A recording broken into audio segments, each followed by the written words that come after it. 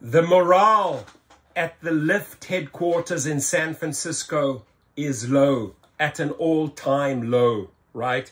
Employees of Lyft feel the same way as drivers, feel the same way as riders. After this new CEO, Lyft CEO David Risher comes in, and now he says Lyft sliced its office space in half for a fully flexible workplace so employees could live anywhere. Now the new CEO wants remote workers back in the office. What do you think that those remote workers are thinking now? Nah, we don't want to do this, right? They don't want to come back to work. They they were used to working from home. So the morale is low. And I wouldn't be surprised if so many of these workers are starting to look for new jobs, right? Because David Risher is not delivering, right? He's cutting employees. He's cutting drivers. He's not doing what he said to the rider fares. He's not delivering on the promise of increasing earnings for drivers. And now he is shafting his employees. They are sick and tired of him, right? So we've had 120 days of bullshit from this guy, right? The very same material that Logan Green and John Zimmer delivered month after month, right? Year after year. Where did it get them? They got kicked out, ladies and gentlemen. So I see David Risher on the same journey out the door, right? I cannot see him surviving because he is not delivering for Lyft. He's not delivering for the investors. He is not delivering for the shareholders. He is not delivering for the people, for the riders. He's not delivering for the drivers. And he is not delivering for his employees. That's it. That's my opinion, right? And you're surprised that your stock is not moving, right? He was supposed to be the mover shaker. He was supposed to be the guru that learned from Jeff Bezos. I've seen nada, niente, nichts, meine Freunde, nothing, nada, nothing from this guy, right? So 4 months ago, David Risher became CEO of ride-sharing giant Lyft at a crucial juncture when they got rid of the executive trash, Logan Green and John Zimmer. He was, as the Wall Street Journal put it, up against an eroding market share, sliding stock price, and low employee morale.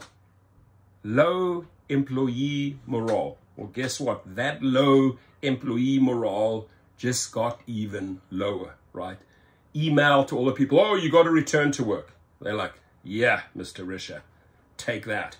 So in his second week as CEO, Risher initiated over 1,000 layoffs, more than a quarter of its workforce, a move that aimed to address the first two concerns but hardly improved the last one.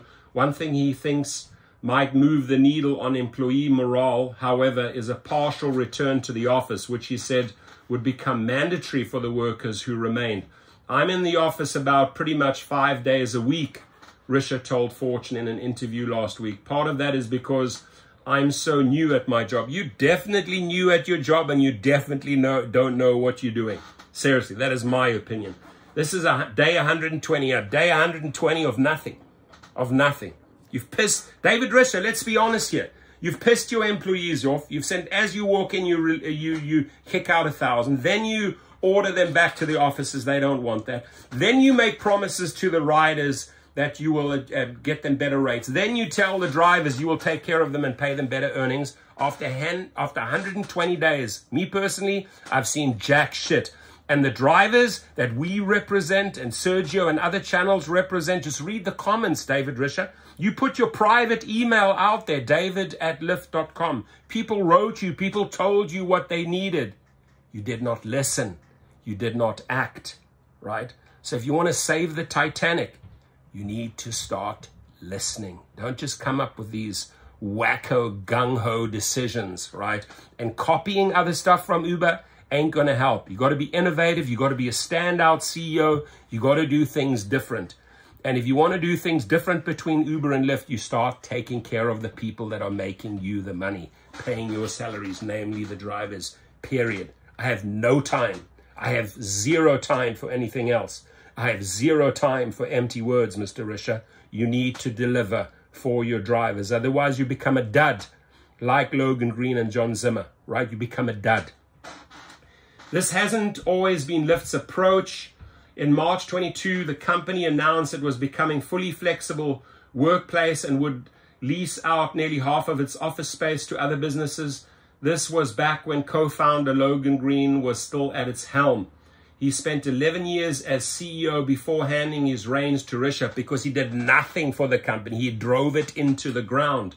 And if you follow in his footsteps, you'll be in the same position. O-U-T, out, right? Out. Rishabh told Fortune that in September will be official return to office time. Oh yeah, employees are really looking forward to September. Low morale there. Guys, employees, take a tip, right? A, come forward as a whistleblower, be a hero. B, go and find a new job. You're not enjoying it anymore. Drivers are not enjoying it anymore. So it's going to be super fun. Oh yeah, it's going to be super fun going back to the office through the traffic. Whoop-de-whoop-de-woo. He says it's going to be super fun, employees.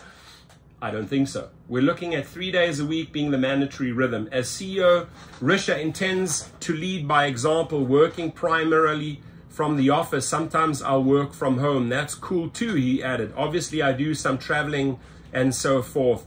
But when I'm in town, I'm mostly in the office. Sharing rides and office space. Sizable time in the office, at least 3 days, is critical, Risha thinks. A good amount of data backs him up, though most workers are still reluctant to return to the office against their will, especially if they believe they're just as productive at home. Lyft's purpose is getting people out of the house and together to work, to play, to see friends, and to go to the doctors, to get to the airport, whatever it might be. That's what we do, he said.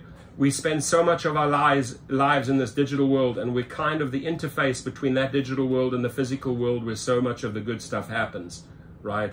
So yeah, I don't know.